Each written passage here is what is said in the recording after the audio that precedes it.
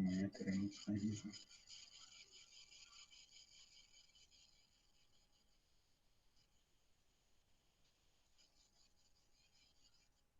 Opa.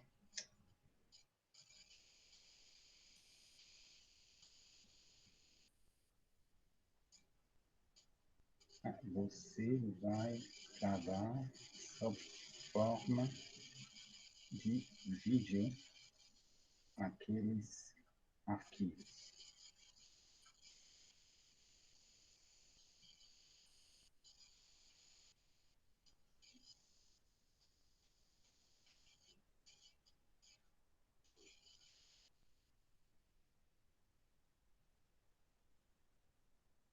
Bom, pelo visto, ele disse que ia colocar hoje à noite. Que parece que ele está gravando alguma coisa para vocês, junto com esse vídeo de revisão. Então tá ótimo.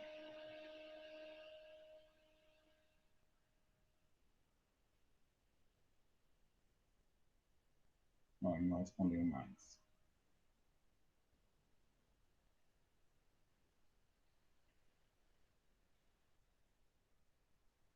Vamos, que já deu 7 horas, né?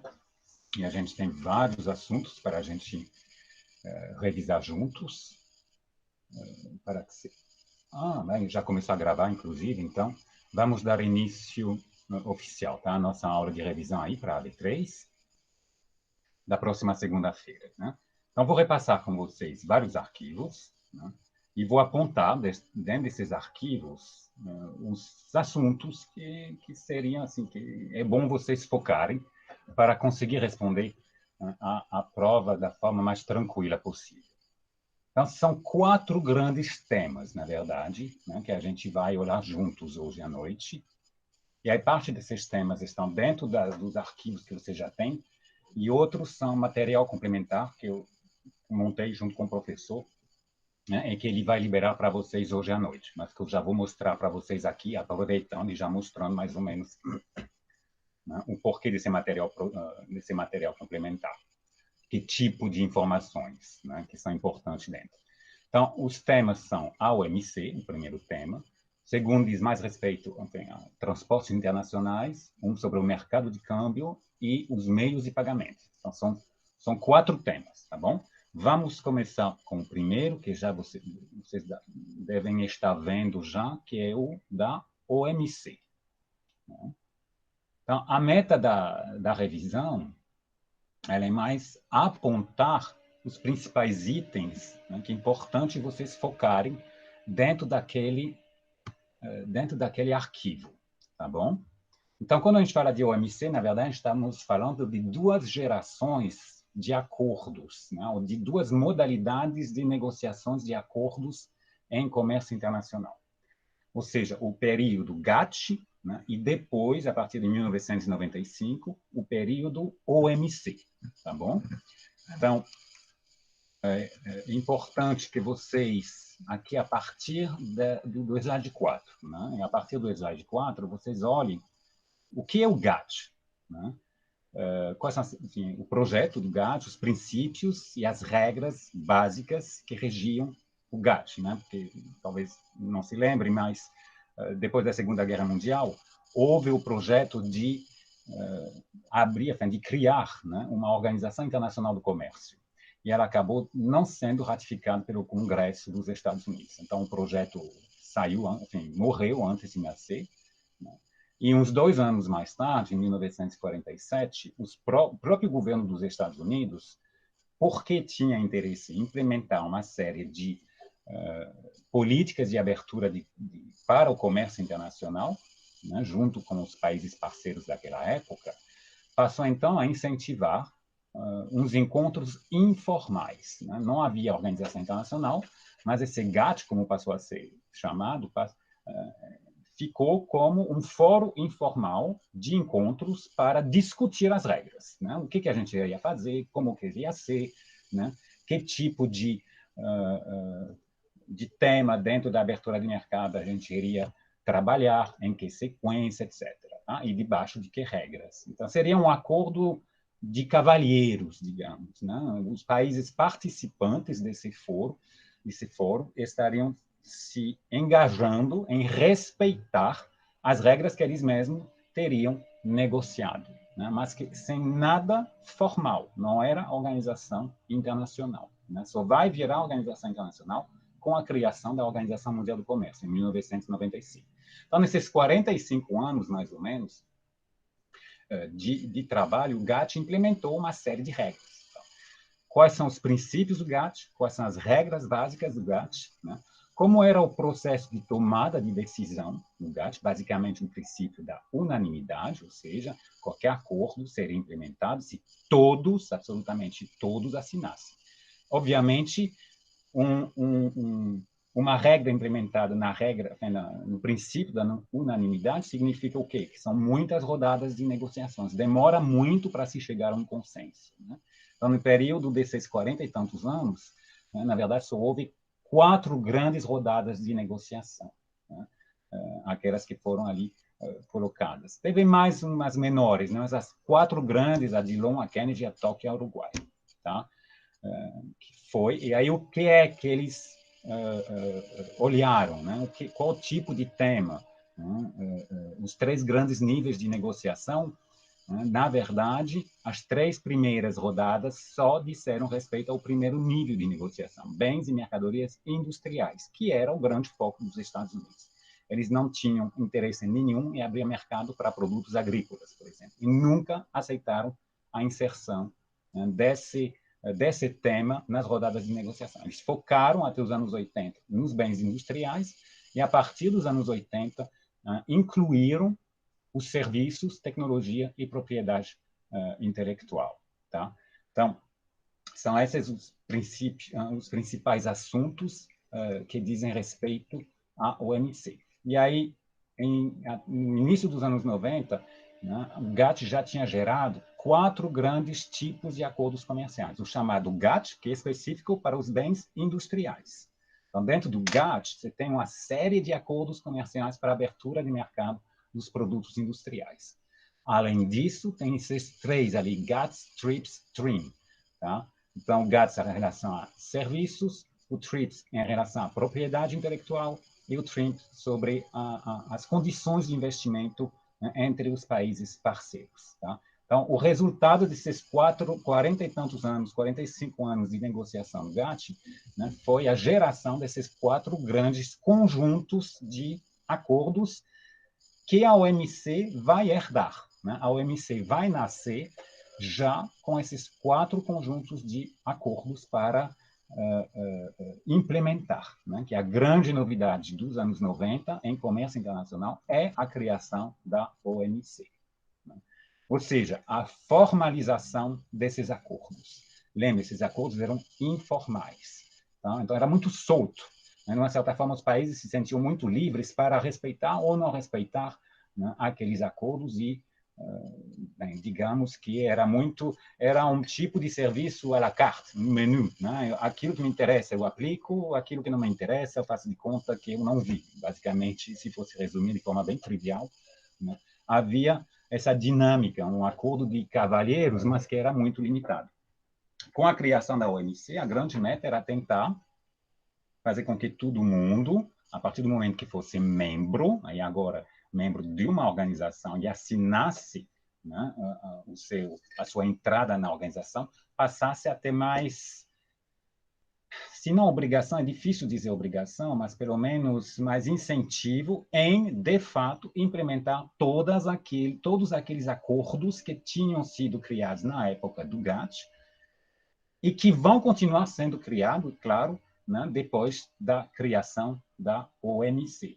Então, a meta ao olhar a OMC, basicamente, é da mesma forma que vejam quais foram os princípios, né, de trabalho e os princípios na tomada de decisão no GATT, vejam quais são os princípios de trabalho, as atribuições aqui da OMC, né, os princípios, o que é um compromisso único, né, o que é o conceito de nação mais favorecida, né, e o processo decisório, em que ele é igual ou diferente? Quais são as semelhanças entre o processo de decisão no GATT e o processo de decisão na OMC? O que é semelhante, o que é diferente? Né? Vocês estão vendo que os dois têm o princípio da unanimidade, ainda assim, No caso da OMC, se abriu a possibilidade de tomar certos tipos de decisão que não seja dependente da unanimidade. Então, está aqui a lista dos tipos de decisão, e no outro slide, inclusive, a definição, né, do que é uma emenda, né, do que é um waiver. Então, prestem atenção a esses assuntos mais específicos em relação aos princípios das duas organizações, as regras de tomada de decisão nas duas organizações. Tá? Basicamente, né? E o princípio da implementação dessas regras na OMC. Né? Lembrando, a OMC é uma organização internacional, mas como qualquer organização internacional, ela não tem poder de polícia.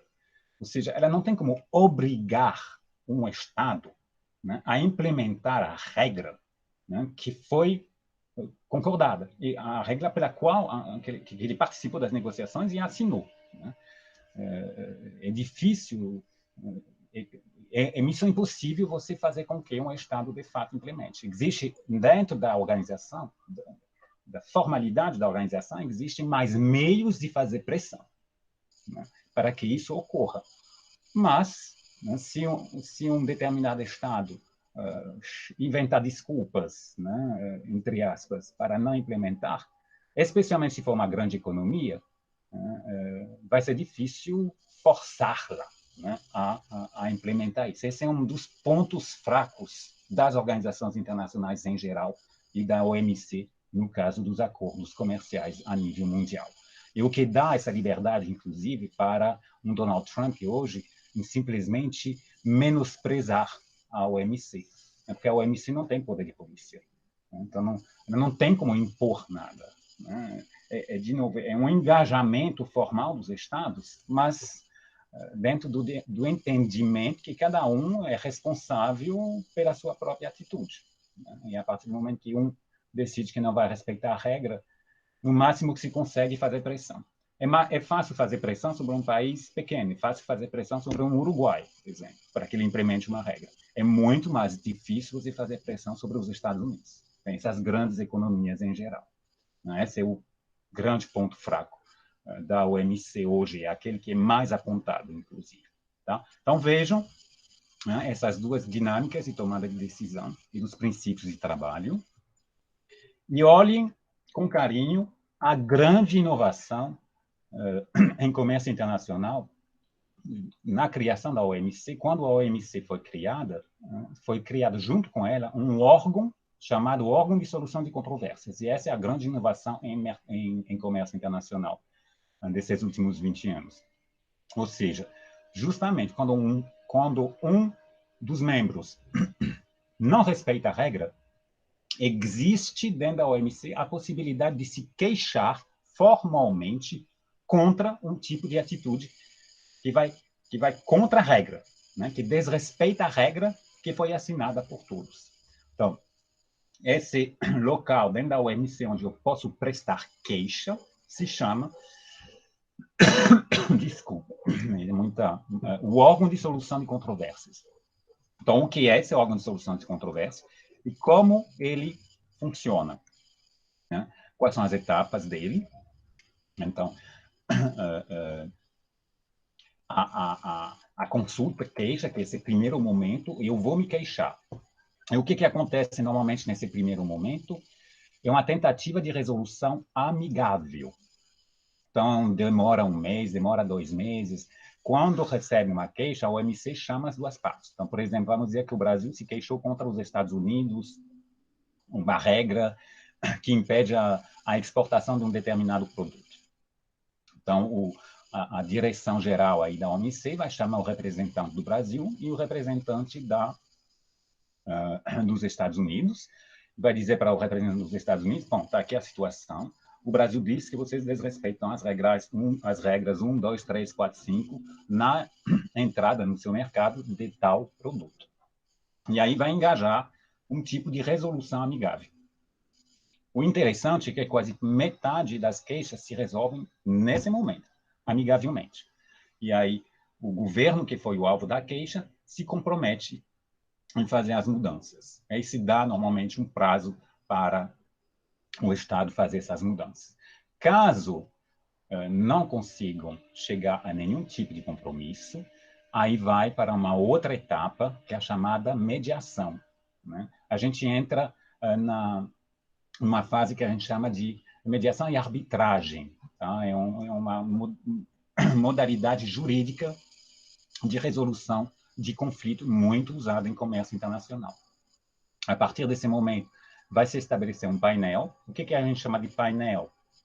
É um conjunto de especialistas, normalmente 2, 3 especialistas do assunto, que entendem do assunto e vão poder estudar a queixa e especificar se aquela queixa faz sentido ou não. Ou seja, eles vão estudar a queixa e vão elaborar um relatório dizendo se quem prestou a queixa tem razão ou não, e por que tem razão ou por que não tem razão. Tá? Então, vamos supor que nessa queixa aí do Brasil com os Estados Unidos, não houve um acordo amigável, e eles entram na forma processual, oficial, de arbitragem, e esse conjunto de especialistas deu razão para o Brasil. O que acontece nesse momento? Esse relatório é apresentado para todos os membros da OMC. E os membros da OMC vão votar se concordam com aquele relatório e o resultado do relatório ou não. Vamos supor que a maioria concordou com o resultado do relatório, ou seja, o Brasil tem razão, os Estados Unidos estão errados. Ok? Esse é o veredito. Aí, como em qualquer processo, os Estados Unidos, se quiserem, têm direito de apelar. Podem dizer, não, mas o relatório teve tal erro, teve uma interpretação equivocada em tais aspectos, a gente quer uma revisão, então faz uma apelação, vai ser feito um novo relatório de acordo com a argumentação dos Estados Unidos, e vamos supor que mesmo no mesmo relatório, no segundo relatório, esses especialistas reafirmam, não, mas apesar dessa argumentação, o Brasil continua tendo razão. Tá? Então, esse é o veredito, aí vai ser de novo submetido ao voto dos membros, tá?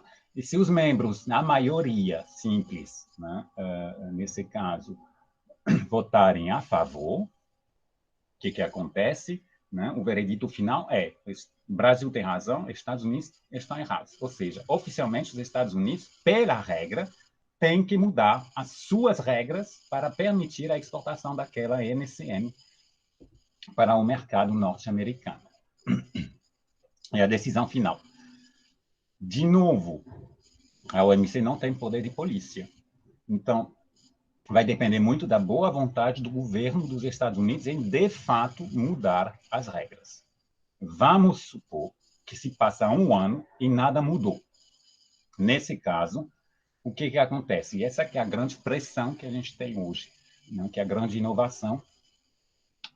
O Brasil pode voltar para a OMC e dizer, bom, o veredito aí, os Estados Unidos continuam sem mudar as suas regras. Então, continuam prejudicado na exportação daqueles produtos. Eu quero uma solução. Qual é a solução que é ofertada no OSC? É a possibilidade do Brasil ser autorizado a uma retaliação. Vamos dizer que há uma estimativa de que o Brasil, naquele período, perdeu $1 bilhão de negócio nos Estados Unidos por causa daquelas regras. Então, o Brasil vai ser autorizado a aumentar taxas de importação de produtos americanos, que ele vai escolher do jeito que quiser, à altura de $1 bilhão, para se compensar da perda que teve por causa daquelas medidas. É basicamente essa o tipo de pressão. Mas, se os Estados Unidos continuarem sem mudar nada, é o máximo que a gente vai poder fazer. Tá? Não tem como expulsar os Estados Unidos da OMC porque não estão mudando as suas regras. O máximo que se faz, em termos de pressão, né, é essa possibilidade de autorização de retaliação. Então, vejam, né, nas suas revisões, esse funcionamento do OSC, do jeito que eu acabei de comentar para vocês aqui, né, nesse vídeo de revisão. Tá? Nesse arquivo é basicamente disso que a gente está falando. Tá? Esses assuntos ali, para a prova da segunda-feira. Tá bom? Então, vamos agora olhar para um outro arquivo. Aí, deixa eu aqui agora compartilhar mais um outro arquivo, que foi... Pronto, vocês têm já na mão um arquivo do professor Felipe sobre o fluxograma do processo de exportação. Eu só quero apontar, dentro desse fluxograma, o que é que eu peço para vocês olharem. E aí eu vou mostrar o material complementar que vai acompanhar, que havia acompanhado para vocês poderem revisar. Então, dentro do fluxograma, para de tipos de exportação, importação, isso a gente pode passar. E dentro desse roteiro, a gente vai olhar mais a problemática de transporte, meios de pagamento. O planejamento, porque exportar tudo isso podem passar. Fornecedores, classificação fiscal, habilitação, Incoterms, preço, nada disso vai ser tema da AV3. O que vai ser tema da AV3 são as 4 formas de pagamento.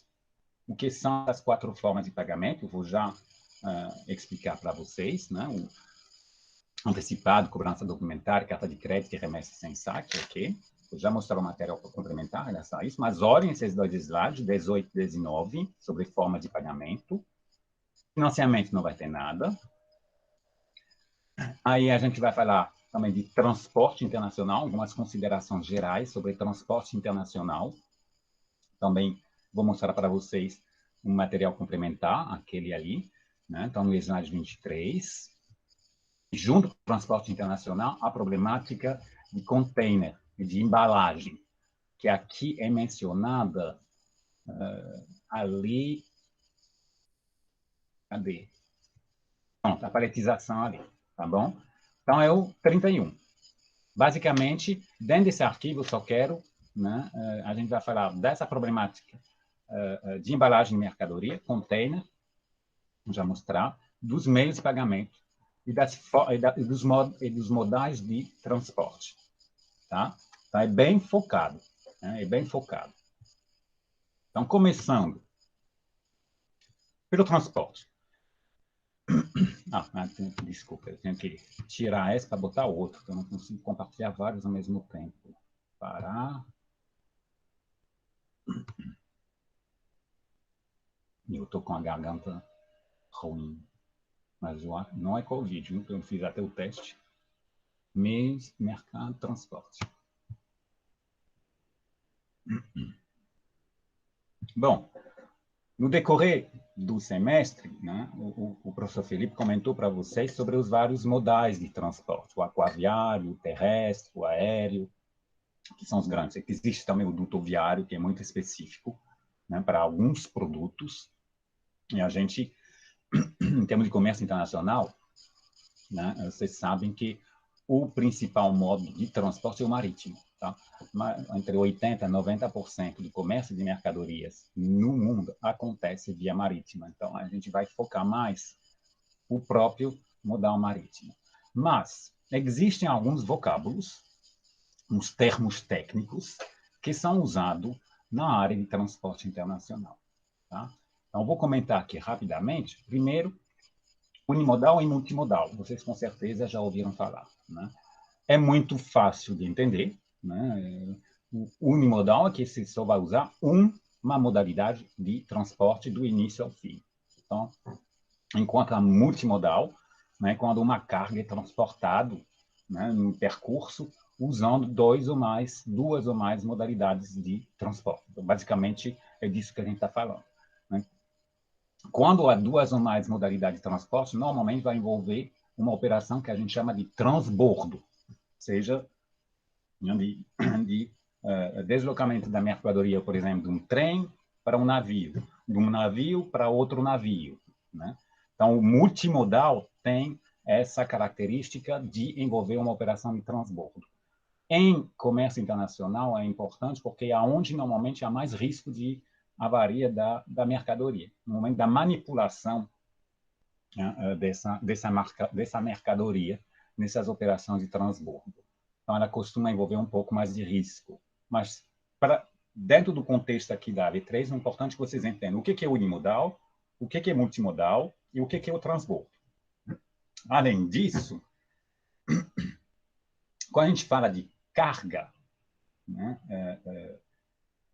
existem várias formas de nomear essa carga.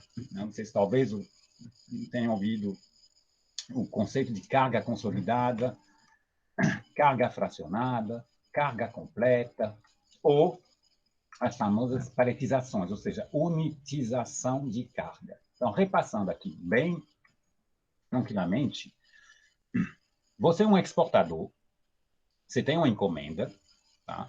Só que a sua encomenda, ela não enche o container, né? O container que é a unidade dentro da qual, né, a gente mais usa para poder transportar uma mercadoria, tá? Se a sua carga enche o container por completo, ela vai ser chamada de carga completa, ok? Se ela não encher, ela vai ser chamada de carga fracionada, né?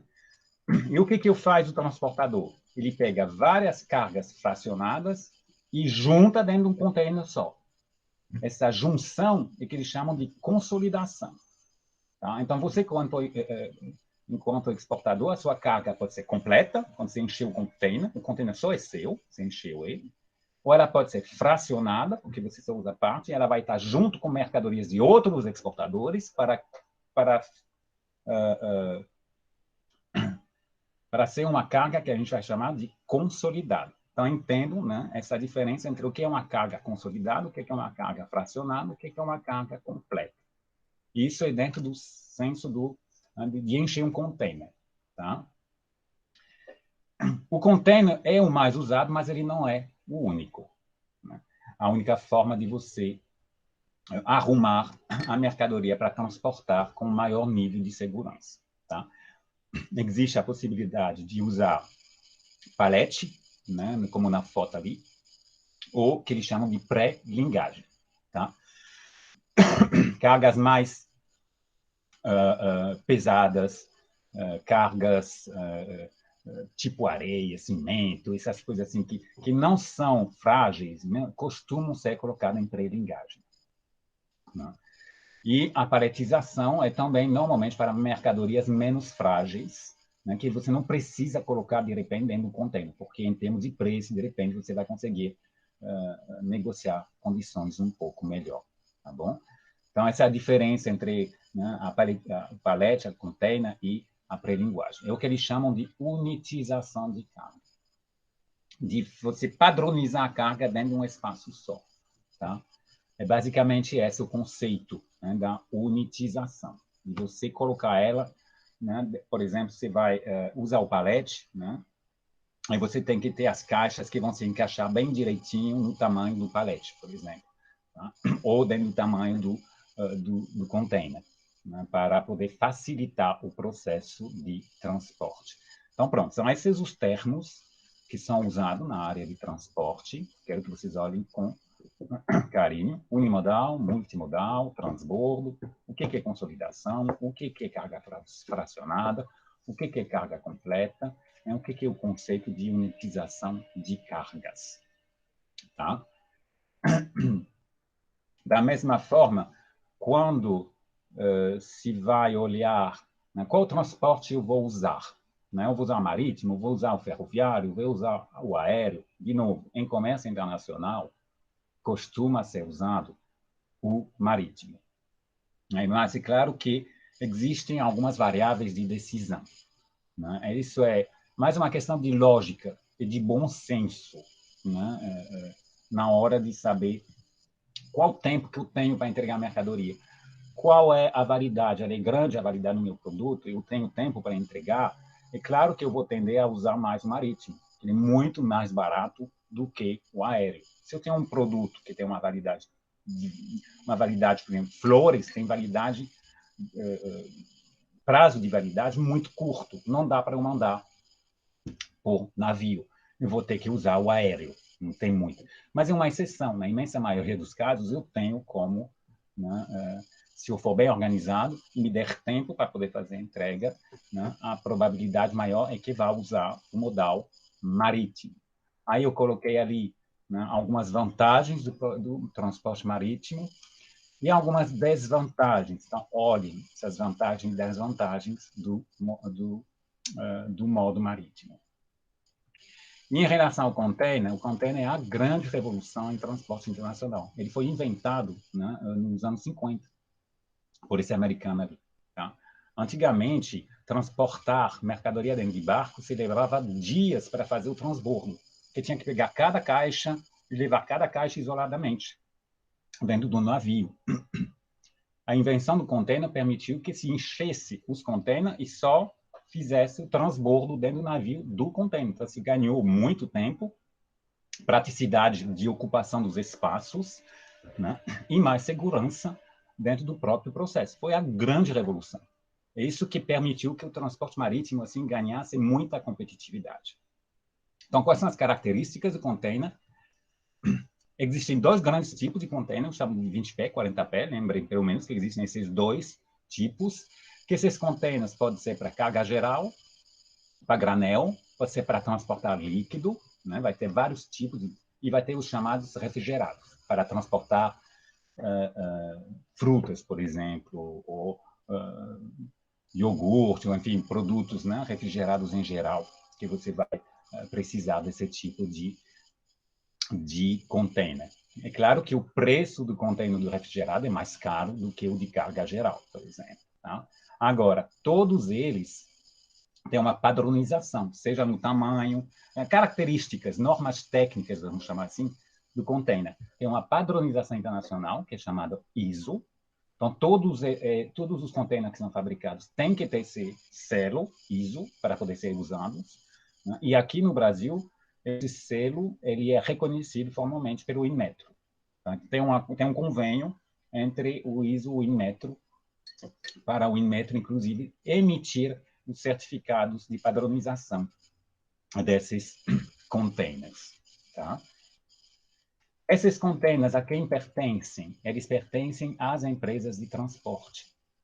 São elas as donas dos containers. Tá? Então, você, como exportador, você não é proprietário de container. Você vai alugar o container a transportador. Quando eu vou contratar uma empresa de transporte para poder levar a minha mercadoria, você vai pagar para alugar um espaço dentro do navio. Esse espaço pode ser dentro do container, ou num palete, né? Ou numa pré-lingagem, por exemplo, ou numa carga solta, dependendo do tipo. Tá? Aqui, no caso do container, eu vou, então, alugar o espaço. O fato é, há menos container, há uma falta de container no mercado internacional de transporte. É incrível. Muitos containers rodando, mas muitas vezes está faltando container. Eu acho que as transportadoras fazem meio que de propósito, inclusive, mas isso é visão minha. O fato é, essas transportadoras costumam cobrar o aluguel do container por dia. Tá? Eu vou alugar por um prazo de 6 meses, por exemplo. Porque como tem falta de container, o que acontece? Toda semana eu tenho uma exportação programada. Para não cair no risco por exemplo, semana que vem não ter espaço em container, eu já vou alugando um espaço para os próximos 6 meses. Eu garanto um espaço, né, dentro de um container para os próximos 6 meses. Mas eu vou pagar pelo valor diário. Né? Basicamente, disso que se trata. Eu vou pagar pelo valor diário. Não vai ter uma redução de preço só porque eu estou alugando por 6 meses. A não ser que você seja geralmente um grande cliente, tem muitos volumes que interessa o transportador, e aí você vai ter uma margem de negociação com ele. Né? Mas a regra, em geral, né, é sempre essa. A referência diária. Quanto é por dia? Quantos dias você vai alugar? Né? Se for para uma viagem simples, por exemplo, e eu vou alugar um container para levar mercadoria para Roterdã. Quantos dias leva um navio para chegar em Roterdã? Se for uma rota direta, digamos que sejam 12 dias. Então, eu vou ter que alugar o container por 12 dias. Aí eu vou pagar o valor do container por 12 dias. Tá bom? Então, essas são as considerações que eu queria fazer sobre transporte internacional. Os termos técnicos. Professor, Desculpa, pode. quanto é um aluguel por dia de um container? Oi? Quanto é o aluguel por dia de um container? Depende. Vai depender muito, porque aí que está.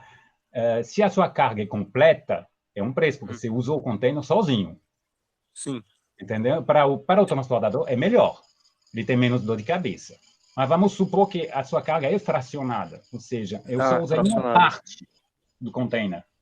O transportador ele vai ter que se arrumar para achar mais gente para consolidar tudo dentro do container.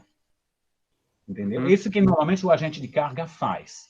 Né? O que representa que ele vai ter que ir correndo atrás de gente que está exportando e oferecer aí, eu ainda tenho tanto espaço dentro do container, te interessa? Tem uma encomenda? Né? Ou o agente de cargas recebe, assim, por exemplo, 10 propostas de aluguel de container para os próximos 15 dias. Aí ele vê que nesses 15 dias dá para encher um container. Aí ele vai ter que negociar com o exportador. Ei, te interessa esperar mais uns 10 dias? Você queria mandar amanhã, mas se esperar mais 10 dias, eu posso te oferecer, né, esse espaço aí dentro desse container a um preço bem melhor do que para transportar amanhã. Porque para transportar amanhã, eu não vou conseguir encher o container. Então, eu vou cobrar o container inteiro para você. Por mais que você só use a metade. Aí vai ter preços, mas eu vou lhe ser bem franco, esses preços que são cobrados varia muito dependendo do número de container que está disponível, né? E das rotas, né? Em qual é o nível de demanda. Por exemplo, a gente já teve preços para ir para a Europa em torno de $500 para um container.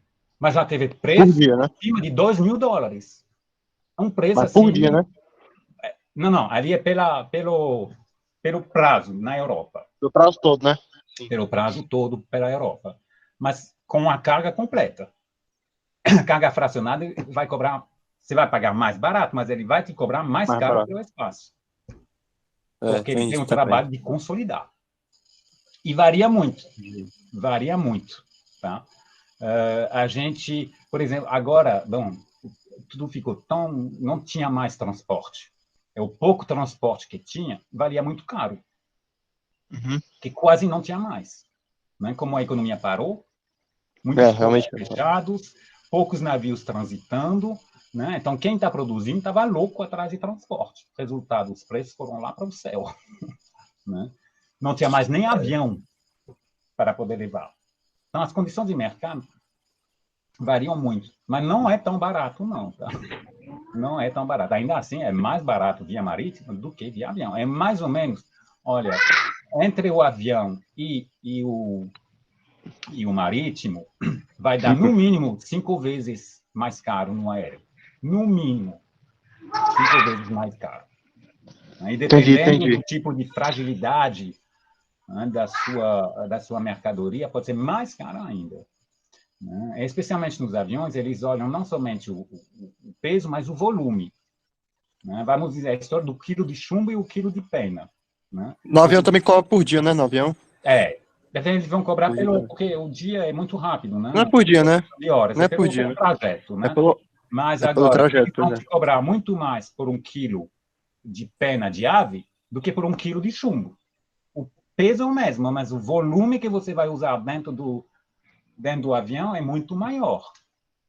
Entendeu? Então, eles olham as duas coisas. Então, a gente também vê muito, não somente o peso, mas qual o volume que vai usar, né? Qual a validade do produto. Eu preciso mesmo usar o aéreo. Realmente. E também depende do produto, né? Também. Oi? Aí varia. Porque depende do produto também. Se o produto for. Não sei. Mas um produto é mais caro que o outro, né? Por exemplo, se ele for mais frágil, é melhor ir de avião. Se for um produto frágil, realmente é melhor ir de avião, é mais rápido. Tá?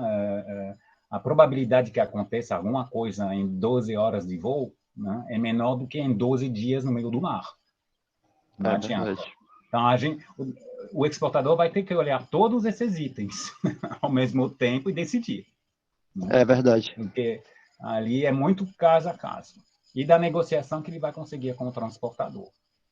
Tá? Certo. São algumas Obrigado, considerações. Não, tudo bem. Fica à vontade aí para fazer essas perguntas. São uma grande dor de cabeça, tá? Para todo exportador. Né? O que escolher, por que vou escolher aquele? Mas entendendo que 80% a 90% do transporte se faz via marítima. É o grande rei de transporte internacional, não adianta. Justamente por causa dessas vantagens. Quando você pesa as vantagens e as desvantagens, acaba mesmo que, normalmente, o marítimo vai se destacar. Preço em particular. Contanto que você tenha tempo hábil, né? Ok? Então, são algumas considerações. Esse material, o professor Felipe vai repassar, e pelo que eu entendi ali, parece que ele também vai gravar alguma coisa para vocês a respeito disso. Mas, baseado naquilo que eu estou falando agora para vocês, vocês já conseguem também responder as perguntas da prova, viu? Sem medo. Sem medo, tá? O outro item que eu comentei para vocês que estava lá no fluxograma são os meios de pagamento. Então, são as duas grandes vertentes que a gente tem. Desculpa, eu vou apresentar agora uma janela. Meios de pagamento. Vou compartilhar com vocês aí. Tá? Uma coisa é o transporte e a outra é o meio de pagamento. Então, já foi dito para vocês, né? Existem 4 grandes meios de pagamento. Quais são as características desses meios de pagamento? Então, a primeira é chamada remessa antecipada, remessa sem saque, cobrança documentária e a carta de crédito. Bom, qual é a diferença entre cada um? Quando a gente fala de remessa, né, estamos falando aqui do fluxo financeiro. Então, não é a remessa da mercadoria que eu estou falando ali, é a remessa do dinheiro. Então, se eu falo remessa antecipada, remessa de dinheiro antecipada, significa o quê? Que o importador vai pagar o exportador antes que essa entregue a mercadoria, antes que essa despache a mercadoria. Tá? Essa é a primeira fórmula de meio de pagamento. Ou seja, nesse caso, o exportador está recebendo adiantado. É o melhor dos mundos para o exportador. Ele recebe o dinheiro, depois ele manda a mercadoria. Então, o risco todo, nesse caso, de quem é? É do importador. Né? É uma metodologia considerada muito prática, aí rápida. Assim, tanto a remessa antecipada quanto a remessa sem saque, a gente vai ver, são as duas fórmulas de meio de pagamento que tem menos intermediação do banco. Qual o papel do banco aqui? É fazer a transferência. Você vai pagar a taxa da transferência. Ponto. É disso que... O papel do banco está nisso, não está mais nada. Tá? Significa o que também? Tá? E aí eu fiz algumas colocações, é que usar esse meio de pagamento é perigoso. Né? Ele é perigoso para um importador, porque ele tem que ter certeza que o exportador não vai simplesmente embolsar o dinheiro e esquecer de mandar a encomenda. Né? Então, existe uma necessidade de confiança entre os dois. Né? Quando há uma certa vontade de economizar, por exemplo, na intermediação do banco, porque aqui eu só pago pela transferência, não vou ter nenhum outro custo. Né? Quando as duas empresas já se conhecem há muito tempo, então já tem confiança entre elas, ou quando elas pertencem ao mesmo grupo empresarial, uma é filial da outra, então para questão de fluxo de caixa ou qualquer coisa, aí se costuma usar esse tipo de meio de pagamento, que é a remessa antecipada. Qual é o contrário dela?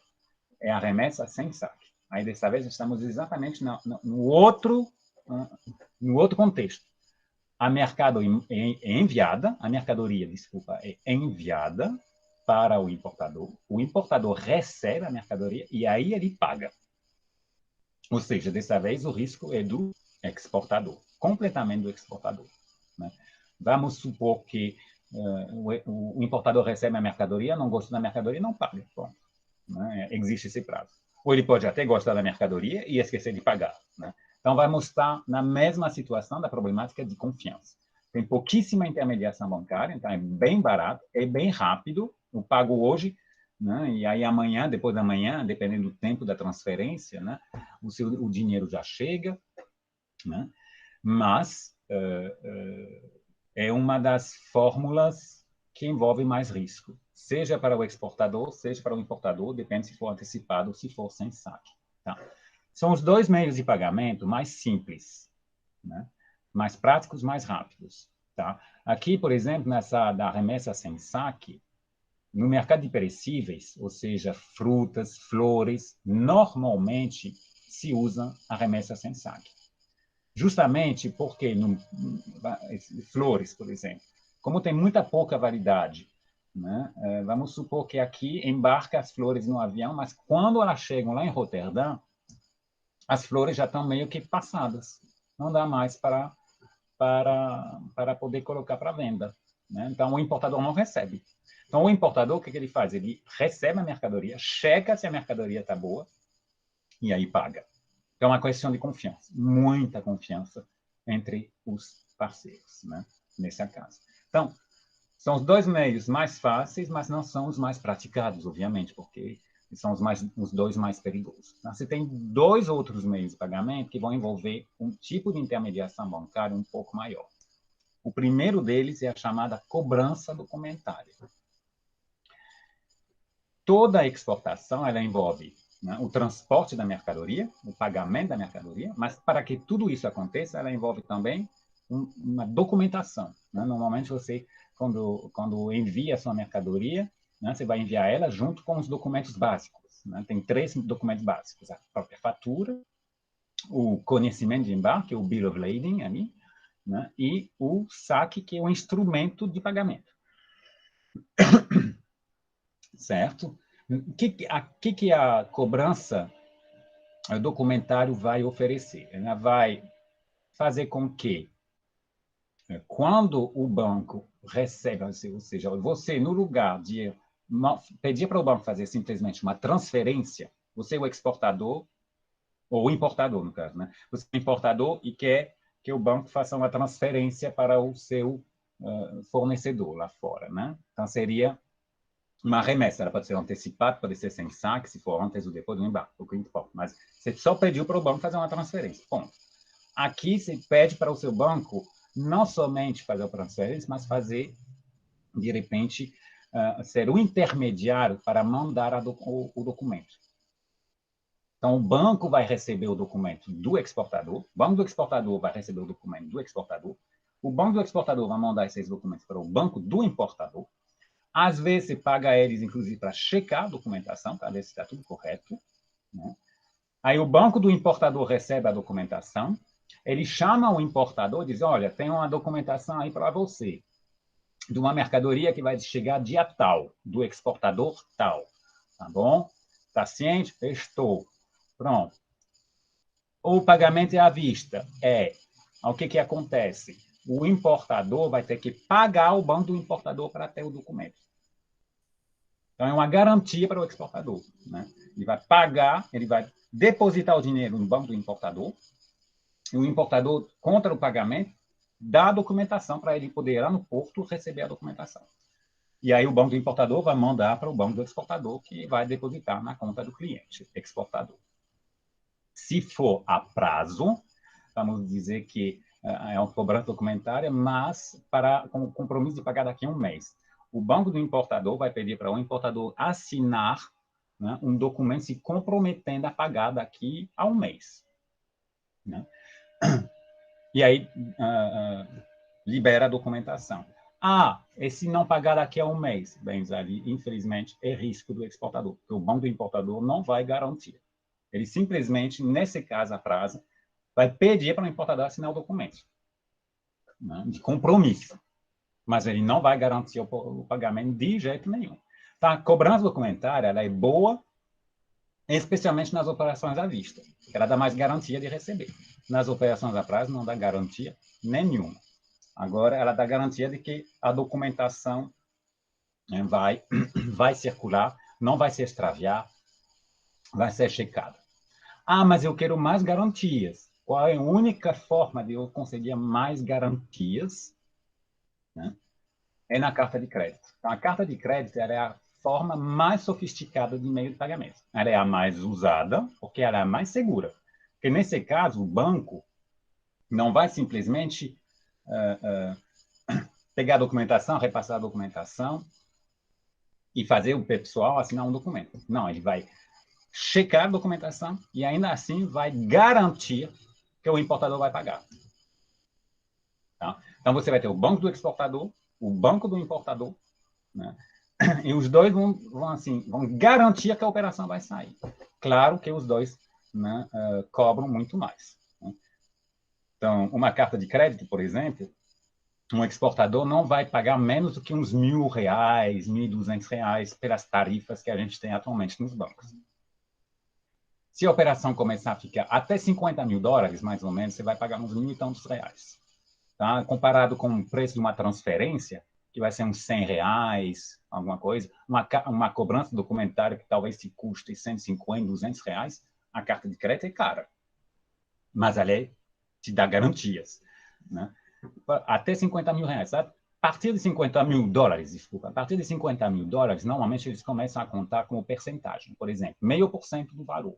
Então, se é $50 mil, 1% seria $500. 0,5%, $250. Vão te cobrar $250. E à medida que o volume aumenta, a taxa baixa. Né? Então, operações acima de $1 milhão, por exemplo, eles vão cobrar 0,1%, 0,05%. Aí vai depender da negociação que você tiver com o banco. Né? Mas é caro. Tá? Te dá garantias, mas é caro. E demora. Porque o banco do exportador vai checar tudo, vai mandar para o banco do importador que vai checar tudo de novo.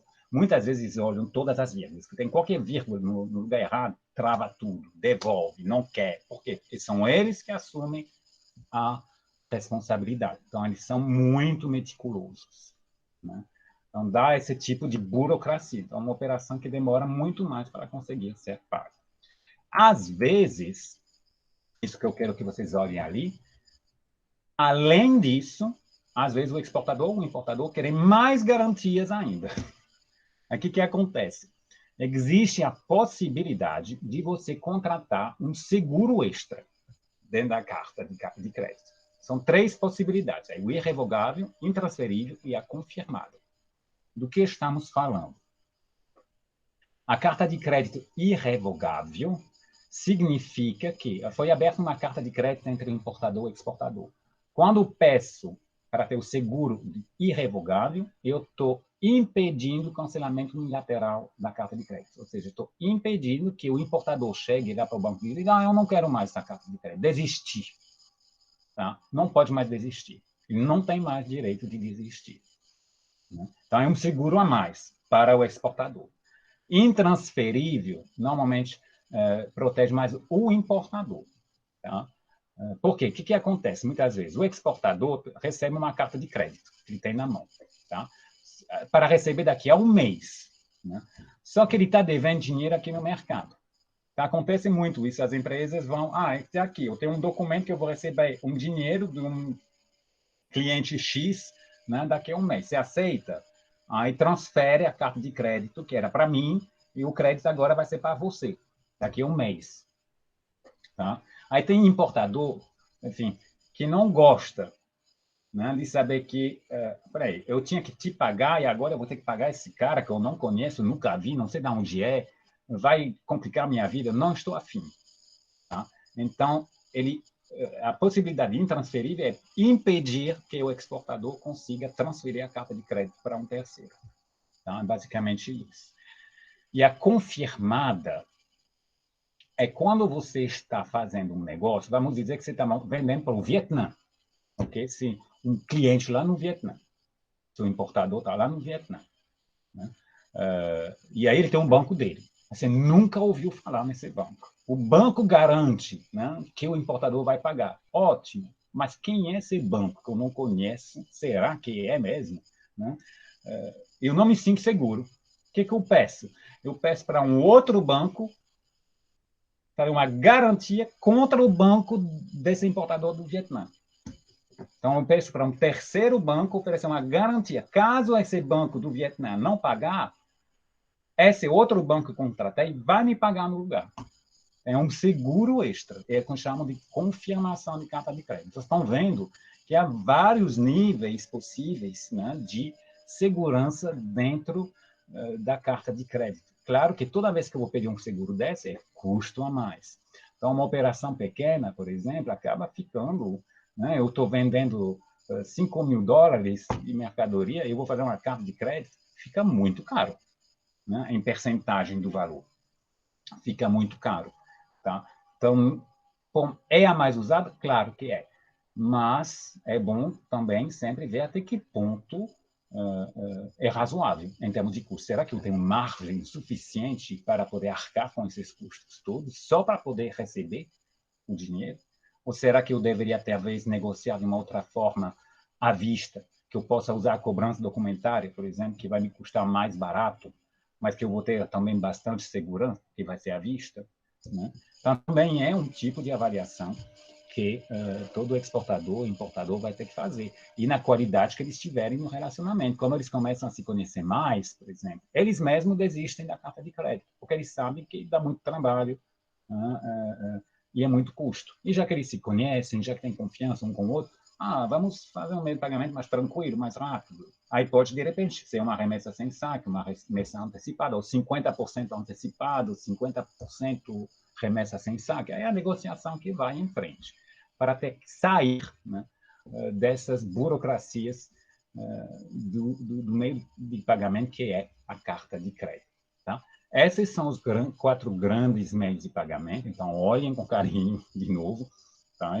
Vai ter pergunta, né, sobre as características desses meios de pagamento e os contextos de uso desses meios de pagamento. Mas com o que eu acabei de comentar para vocês, vocês respondem as perguntas assim, de novo, tranquilamente. Ok? Bom, estamos chegando perto, tá? O câmbio, o mercado de câmbio, tá? Vocês têm na mão atualmente um arquivo do professor Felipe sobre o conceito de câmbio. E aí, numa aula que eu dei para vocês, há 2 aulas atrás, eu acabei comentando mais sobre o mercado primário, o mercado secundário, que eu vou já também, né, reapresentar para vocês, para dentro do intuito aí da AV3. Então, no caso do câmbio aqui, eu só quero que vocês vejam o que é câmbio, né, qual a definição de câmbio, então, vocês já de 2, 3 ali. Tá? Não haverá perguntas sobre câmbio comercial, câmbio turismo, mas sobre conceito poderá ter, tá? Perguntas sobre o conceito de câmbio, o que se entende câmbio, como é que se define câmbio. Então, esses 2 primeiros aí, o 2 e 3. Os tipos de... Não, nominal real também não haverá. Os regimes cambiais em si não vai ter. Mas, diferença entre taxa de compra e de venda, por favor, olhem. Eu vou também, no material complementar, vou comentar mais um pouco sobre essa problemática de taxa de compra, taxa de venda, né, em câmbio. PTAX, o que é PTAX? Né?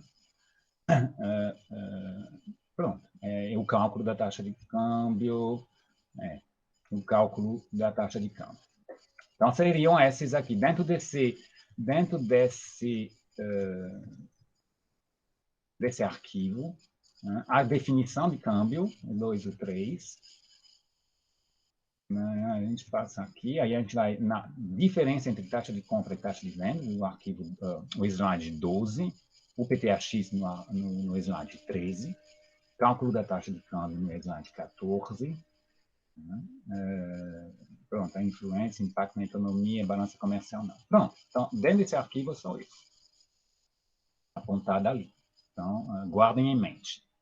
E aí, como complementar, eu vou colocar aqui para vocês e vou comentar mais um pouco, baseado naquele arquivo, né, do mercado de câmbio. Vocês devem lembrar quando comentei para vocês sobre regimes cambiais, né, e a gente acabou falando também um pouco sobre mercado de câmbio. Aí, quem são, né, tem a definição do mercado de câmbio no outro slide, e aqui tem quem são os intervenientes, quem é que atua no mercado de câmbio, bancos comerciais, clientes, instituições financeiras e bancos centrais, Então, é esse daqui.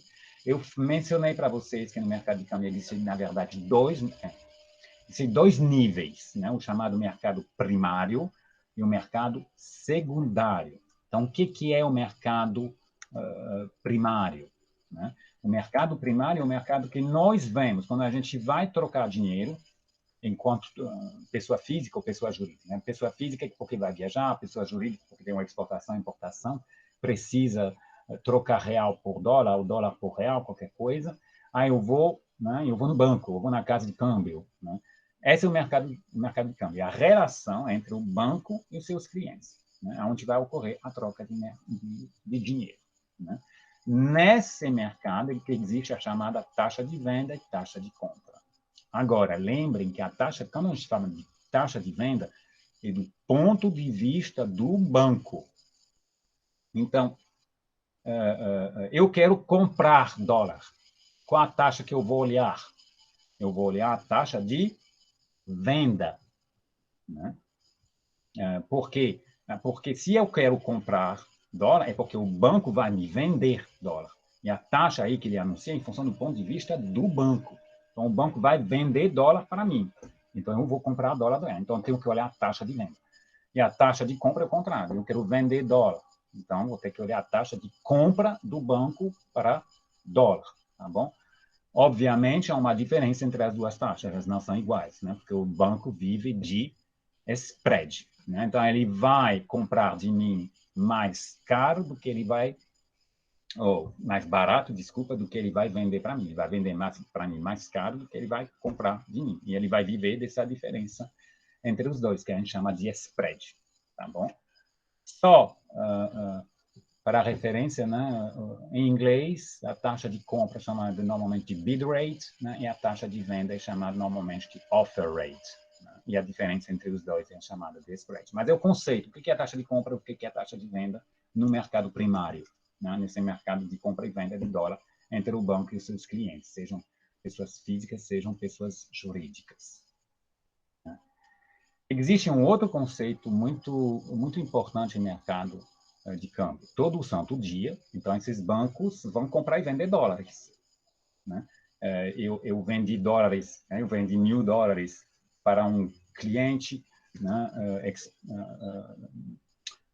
turista, né, que vai viajar, ele queria $1.000, né, aí eu comprei $900, né, de um outro cliente que voltou de viagem, né, então eu iniciei o meu dia, digamos, por exemplo, aqui nessa tabela que eu coloquei, né, eu estava com $1.000 em caixa, né, aí eu vendi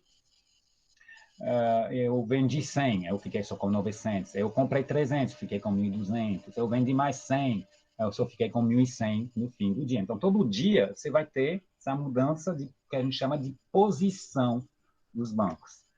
Existem 3 grandes posições cambiais para todos os fins de dia no banco, que a gente chama de nivelada, quando ela é zerada, que é raro, a não ser que eu queira que seja, né?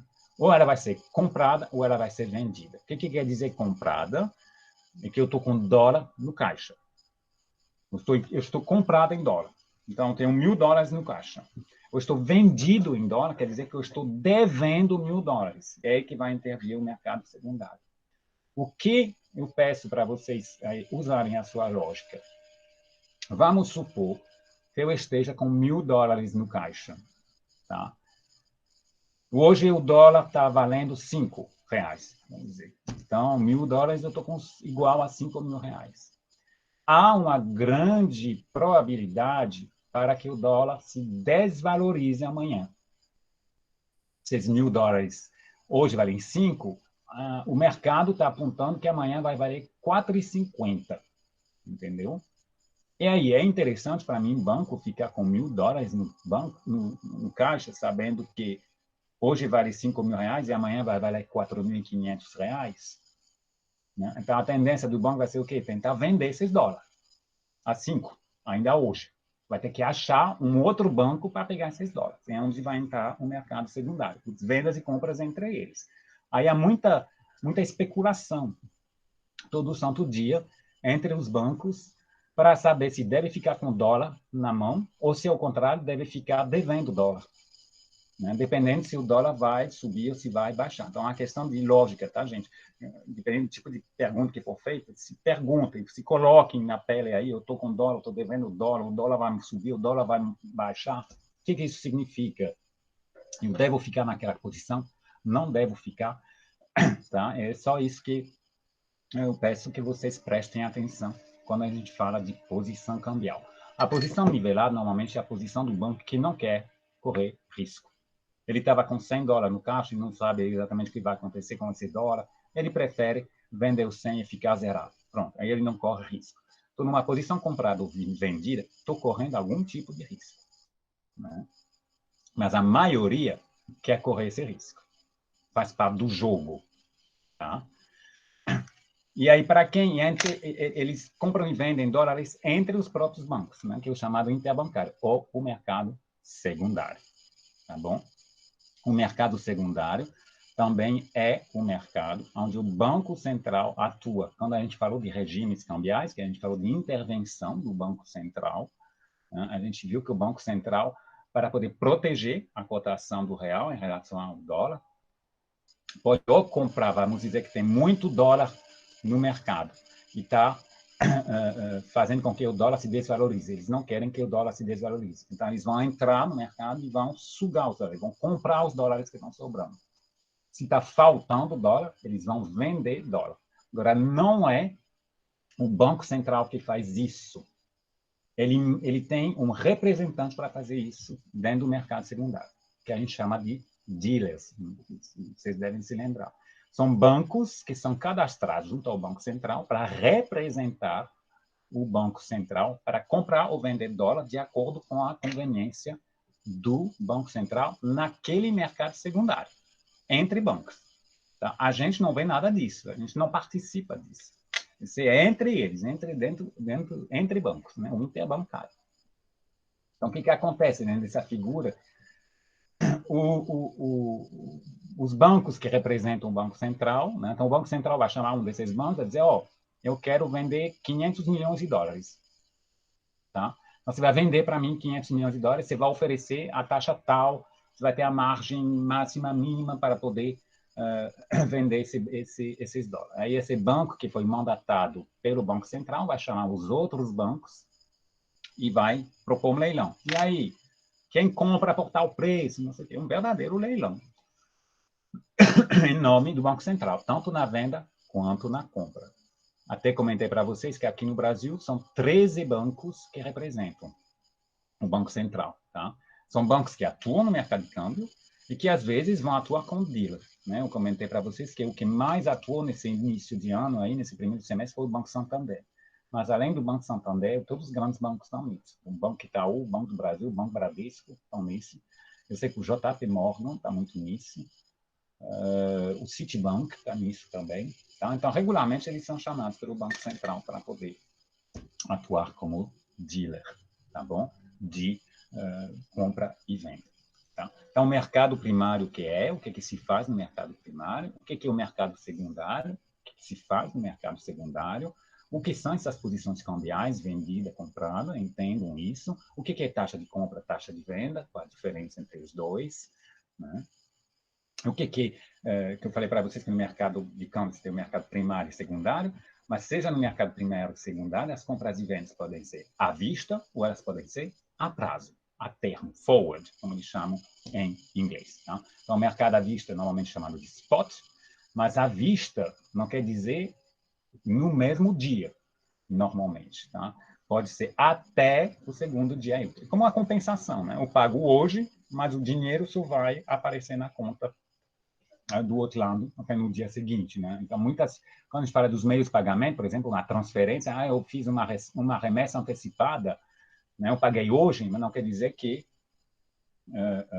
o exportador vai receber hoje, ele vai receber daqui a um dia, 2 dias, depende. Normalmente, até o segundo dia útil é considerado à vista. Acima disso, vai ser considerado a prazo, dentro do mercado de câmbio. Tá? Só essa pequena dica, tá? Que vai ser útil para vocês para responder as perguntas da prova aí na próxima segunda-feira.